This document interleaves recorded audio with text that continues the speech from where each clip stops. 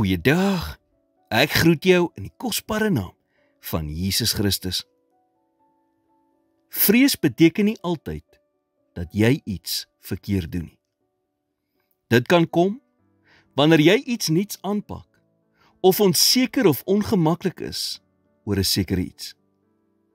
Die woord leer nie dat ons nooit vrees sal hê nie, maar dat ons dit kan oorkom deur geloof.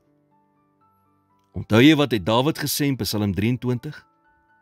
Hy sê in vers 4: Al gaan ek ook in 'n dal van doodskaduwee, ek sal geen onheil vrees nie, want U is met my. U stok en U staf, die vertroos my.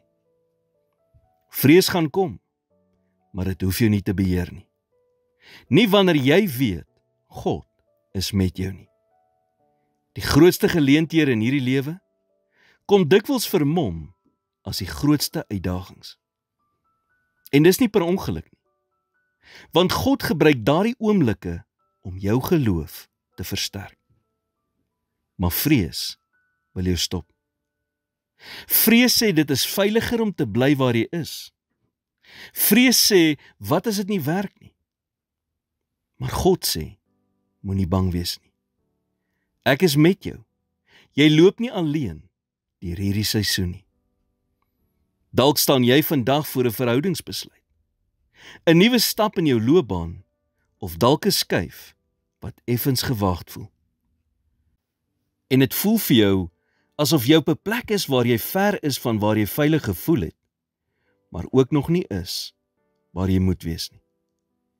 Dis gewoonlik hier waar vrees die hardste skree. Jy hoef nie 'n superheld te wees om vrees met geloof te oorkom nie. Jy moet net onthou wie saam met jou is. Vra die Here om vir jou te bevestig dat dit Hy is wat besig is om jou te lei.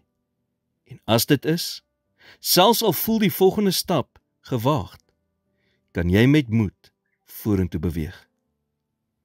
Jy mag dalk bang voel, maar soos Dawid kan jy dan kies om te sê: Ek sal geen onheil vrees nie, want U is met my.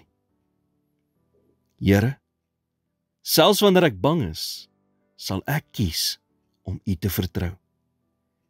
Dankie dat U saam met my deur onsekerheid en verandering stap. Gee my die moed om vorentoe te beweeg en die geloof om te glo dat U my na wonderlike dinge lei. In Jesus naam bid ek dit. Amen.